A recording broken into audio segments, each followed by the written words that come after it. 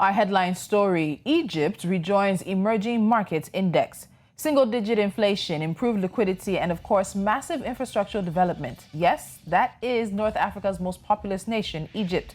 The land of the pharaohs is rejoining the emerging market index list of JP Morgan. What benefit does this hold for Egypt? And what is Egypt doing right that the rest of Africa can learn from? This is our focus today. I'm Tolulokwe Adelaru Balogun. Welcome. This is Business Edge.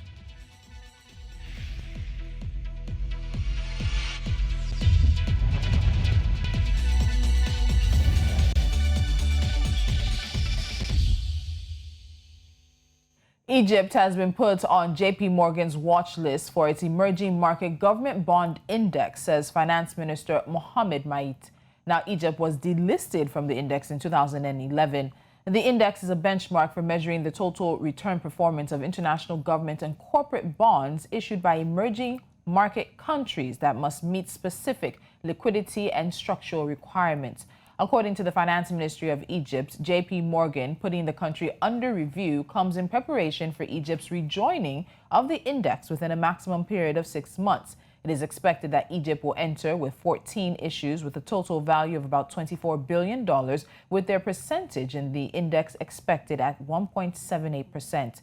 Egypt is taking steps towards economic reforms, contributing to boosting international financial institutions and the foreign investment community's confidence in the Egyptian financial markets. Now joining me is Nnamdi Nwizu. He is the co-managing partner of Comercio Partners, and we'll be getting into this issue. Nnamdi, good morning. Nice to see you again. Thank you for joining me on Business Edge. Good morning. Same here. Thanks.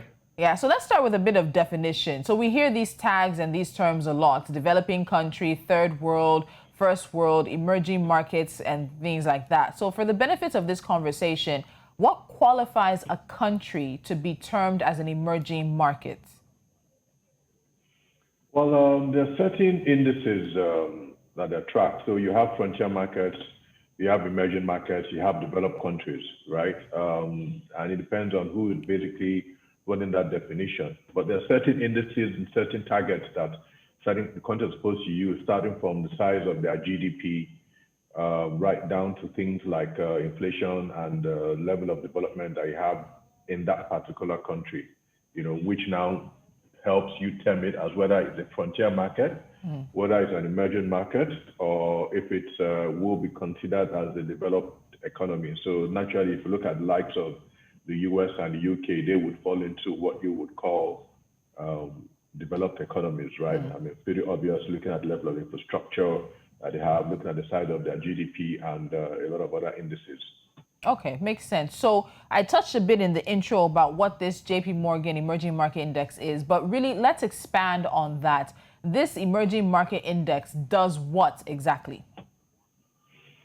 So the JP Morgan Emerging Market Index basically tracks local currency bonds issued by governments in emerging markets, right? So looking at a result of the growth observed in the debt markets of these countries. And they have certain criteria that they look at before a country would qualify to be listed. So they look at things like size of local issue, amount of standing should be nothing less than $1 billion. Typically, they would look at fixed rate bonds versus floating rate bonds, and the maturity should be more than 2 years. Then they also look at access to the markets.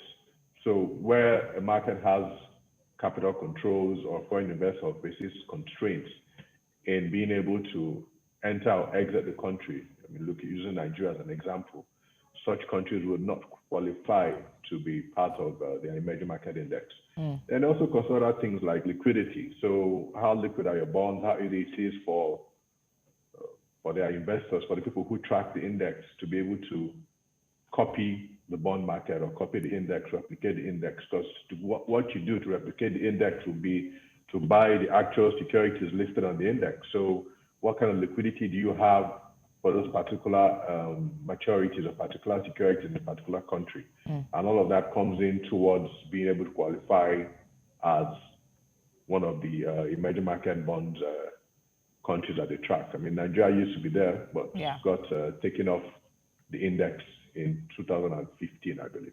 Yeah, and Nigeria just joined, I think, around 2012. So for Egypt, they've been on the index for a while, but then they were delisted or removed in 2011. So let's go back in time a bit. What led to Egypt being removed from the index in 2011?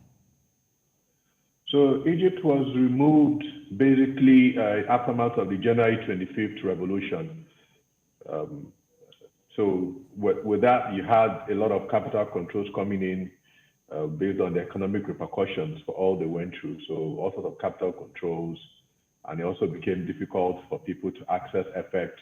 The bond market also pretty much went haywire. So liquidity disappeared. So a lot of those things which I had mentioned initially, like currency stability, exit and entry, FX accessibility, all became a problem for Egypt, similar to Nigeria, and they ended up removing Egypt from the index.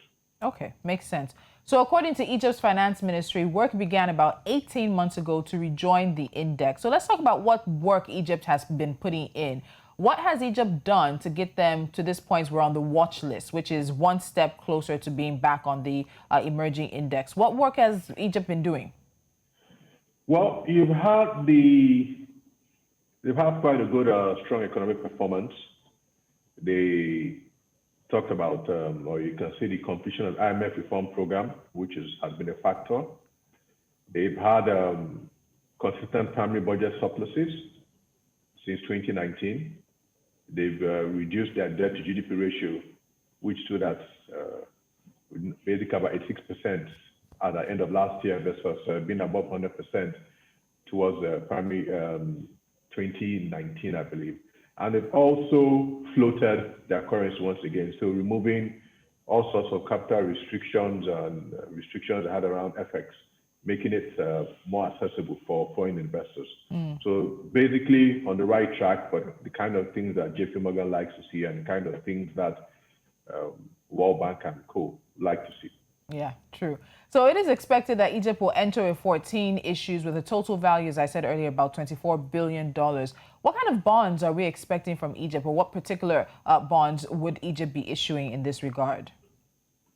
Well, we know that the minimum maturity, like I mentioned, needs to be at least 2.5 years to maturity. So what exactly the issue, I'm not sure. I'm not seeing any announcement around that. But at least we know that it will not be anything less than 2.5 years to maturity bond at the beginning. Okay, so JP Morgan is not the only financial institution that has this kind of index. We know Barclays also has it, and a number of others. But particular, I don't know if it's particular to being on this JP Morgan index or being on an index similar to this. How does being on any index of such nature actually benefit Egypt? Well, if you first of all look at Nigeria, for instance, when Nigeria got listed in 2012, we saw our about $2 billion inflow into the country from people who tracked the index. We saw our yields go down from about 16% to about 11% over a short period of time. So if you were to look at Egypt as an example, you can imagine the amount of inflows that would be expected into the country, right? And also, so one, you have a lot more USD and foreign investors coming in, which would help stabilize the currency or strengthen the currency. And then you'd have a lot more funds available for them for capital projects. And then also, they'll be able to issue bonds at a cheaper yield, because once you start to have aggressive investors coming in, and they start to buy your bonds, and the yields will come down, which makes it cheaper for government to be able to borrow versus what they're doing currently. So right now we have about 13.85% as rates on government securities in Egypt now, right? So this should help reduce cost of borrowing in Egypt. Okay. So, Nnamdi, let's hold the conversation. We still want to get into a bit about the bond conversation and how it might be in regards to other African bonds as well. Then let's look at what Egypt is doing right. Obviously, as we talked about, the liquidity situation has improved. The inflation situation has improved. They were actually on a very strong path going into the pandemic, and that may have helped them to be able to exit it a little bit better than most others. So we'll get into that right after this. You are, of course, watching Business Edge right here on News Central. We'll take a quick time out. When we come back, the conversation as we watch Egypt prepare to rejoin the emerging market index continues.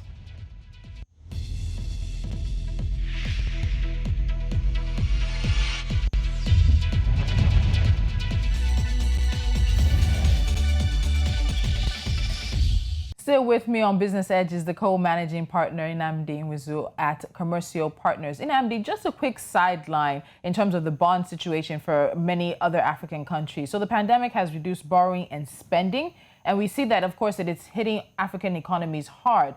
On the bond side of things, are African bonds still attractive to the international investor, to the international markets, as it may be? Well, for African bonds, their Euro bonds are still pretty much attractive. They still offer pretty much good yields. If you look at Angola, 2048 trading at about 9.3, 9.2%. Look at Ghana trading at sub 9, Nigeria trading at, I believe, sub 8 right now for their long end bonds. So on Euro bonds perspective, they're still pretty much attractive if you compare them to what people can get in the more developed countries where yields are about 1 point something or 2% for like 10-year bonds in the US. If you look at their local bonds, for Egypt, still looks a bit attractive. If you're looking at their 3-year paper, for instance, trading around 13.85, where you have inflation about 4.5. So you still have pretty much positive real rate of return. The challenge that you have would be the effect of the currency, because we've seen a number of African countries suffer a little bit of devaluation/depreciation over the last year based on what has happened with the pandemic. But we'll start to see some of them recover. For the oil-producing countries, we've seen crude oil price start to recover, making things a lot better for them with regards to their currencies. And as the world opens up and you have the whole reopening of the global economies and co, then we believe that we're going to start to see much better performance from currencies for these countries. And if their yields are still high, then it definitely make them a lot more attractive. Okay. Who else should we be looking to? So as you mentioned earlier, Nigeria is off of this emerging market index. I know South Africa was also part of it at one time. You had India as well outside of the continent. But on the continent, who do you think is a likely candidate? If within the 6 months we see Egypt back on that, who else should we expect that is doing the work to get on this index? Well, a country that I would say seems to be on the right track, our sister country, Ghana. They seem to be on the right track with regards to things like reforms and development of the country, political stability. They don't have issues of insecurity and co, even though they might still need to work a little bit on the market liquidity with regards to their bonds, local issued bonds. But Ghana seems to be pretty much on a good track. All right.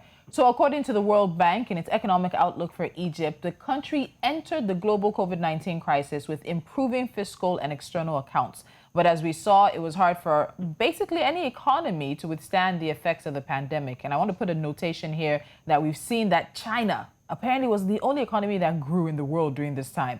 But besides that, what was Egypt getting right before the pandemic hit? I know they had started some structural reforms in 2016, but what were those reforms that really seem to have been putting them on this path to success before the global pandemic? So we know that they have the Egypt Vision 2030, which they seem to have been following religiously so far, and where they have, I believe, about 8 particular goals that they want to achieve, focusing around industrial deepening, encouraging innovation in the country, managing population growth, amongst other things. And they're basically on the right track, and they're also building their new administrative capital, which is supposed to be used to help decongest Cairo. And so far, they seem to be on track, and it's going to be a huge project, which is helping, also with economic growth in the country, because you have new jobs being created, you have foreign investors who are interested in coming in to partake in the new project, and who also want to set up possibly offices there and things like that. So for them, that has been a win-win situation for them, along with their Egypt 2030 vision.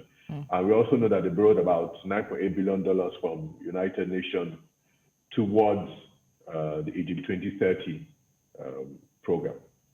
So all of that has helped basically in ensuring that they've been able to basically help with the economic growth. We also have things like sustainable environment, good governance, which we've seen improve also in Egypt. So those are some of the things that they're basically working to with regards to their Vision 2030. Okay, so let me share a few facts and figures for Egypt's economy. So we know that real growth declined from about 5.6% in financial year 2018 to 2019 to about 3.6% from 2019 to 2020. Let's get into unemployment. So unemployment declined to 7.2% in Q2 2020-2021, even though it has spiked 6 months earlier at about 9.6%. But they were able to find a way around that, and both labor force participation and employment rates actually rebounded in Egypt after their large initial dip. We have key sectors such as tourism, manufacturing, the Suez Canal, which was blocked for a few, let's say about a week and a half recently, and that also affected the global economy, oil and gas extractives as well. But those key sectors, they continue to be impacted by the lockdown, travel restrictions, slump in demand, even disruptions to supply chains. How is Egypt sort of coming out of the pandemic on, I won't say a better footing, but definitely in a better position than most African countries, even though they were hit hard? Tourism is a massive area for them. They were able to still bring down their unemployment numbers. Within the context of the COVID situation, what did they do to put themselves on a better footing coming out? I would say basically good governance and sticking to your master plan. So they stuck to the 2030 plan. And like I mentioned earlier, I mean, you're building a massive city, which is helping them to create employment naturally across the country. I mean, one of the goals for the 2030 really has been to ensure improved quality of life for all citizens. And so that basically has helped them. And if you also consider the fact that Egypt is on the watch now for the JPI Emerging Market Index, then naturally people start to pay more attention to Egypt and start to look at the good things that they're doing. And you see a lot more interest, because beyond just having investors who come in to track the index, you have people, we basically create a lot more buzz around you as a country, right? And also they've been able to tackle their inflation, right, which was under pressure previously. So, I mean, basically good economic policies, good governance from them, and also sticking to their 2030 plans and being able to build or continue the development of their new city. Okay, so I'm going to piggyback off of that as we wrap things up. So we said, or I said earlier, that the really strong wave of structural reform started in about 2016. We're expecting a second wave of more pending reforms. And as you said, Egypt has this master plan that they hope to unleash private sector activity. They also want to address long-standing structural challenges. The new administration city is a massive plan that they have. All of these, as you said, pointed out, are crucial to creating better employment opportunities and also improving livelihoods. So they have this plan. Nigeria has a plan. South Africa has a plan. We've heard all of these master plans, these economic plans across the continent, but Egypt really seems to be one of those who has put those plans into actions. What lessons do you think are there for other African economies in the steps that Egypt has been taking to get to where they are now? Well, I think the major thing is having serious government and putting the right people, square pegs in square holes, to ensure that you can follow whatever your master plan is. I think that's extremely key. We tend to see a lot of countries come up with all sorts of projects, like you mentioned earlier, but implementation becomes a huge problem. Corruption becomes a huge problem. And at times you move from one government to another, and the next government really doesn't want to continue the projects or embarked on by the previous government, and they more or less take you back 4 years and start things all over again. So I think really that one thing that we can see would be what happens when an African country sits down, draws up their own economic project, and they follow it, to the letter, ensuring that they don't deviate from what they've agreed that they're going to do. And then you have a government that is focused and is serious. I think put all of that together and really you basically have the same thing you have in a lot of developed countries. All right, Nnamdi, we will end the conversation there. I've taken away continuity, the seriousness of government, and government that actually knows what they're doing and putting a plan together and, of course, following that plan through. We'll be watching to see what happens. The maximum period is 6 months, but Egypt is aiming to be back on the index before that. And we'll, of course, touch base when there are any developments around that. Nnamdi Nwizu, thank you so much for joining me, as always, on Business Edge. My pleasure. Thank you. All right. Before we wrap things up, let's give you a few stories that we are keeping our eyes on. Now, the French Minister for Foreign Trade and Economic Attractiveness, Frank Reister, has said that the French government will support Nigeria through its foreign policy in supporting cultural and creative industries in partner countries. He was in Nigeria to foster an intra-cultural relationship between France and Nigeria. Kenya and Uganda have reached an agreement to resolve the persistent trade disputes between both countries following a 7-day visit by officials from Nairobi to Kampala. Led by Cabinet Secretary for Trade and Industry Betty Maina, the Kenyan officials visited Uganda to discuss non-tariff barriers affecting trade between the two countries and also verify the Ugandan sugar industry to ensure that exports of the product into Kenya are wholly produced in Uganda. The Department of Water and Sanitation has announced that it will bring engineers to assist with the country's infrastructure issues and to share expertise. And which country is this? It's South Africa. In a statement on Monday, the department said that the engineers will be seconded to South Africa to enhance and improve the government's efforts on water delivery and related services. And finally, the United Kingdom has taken the bull by the horn and is becoming more involved in the fourth industrial revolution by launching her own digital currencies. The Bank of England and Her Majesty's Treasury announced that they will jointly explore a new form of virtual money for the public and private sector. And it seems the race is on for the digital currency that will be #1. We'll see how that plays out. And that's it on this edition of Business Edge. Follow us on social media. We are at News Central TV. Head to our website, which is www.newscentral.africa. Also download our mobile app on Play Store and Apple App Store. And don't forget to visit YouTube if you've missed any of our conversations on the financial, business, and economic stories coming out of the continent. I'm Tolu Lakwe Adeleru Balogun. Have a pleasant day.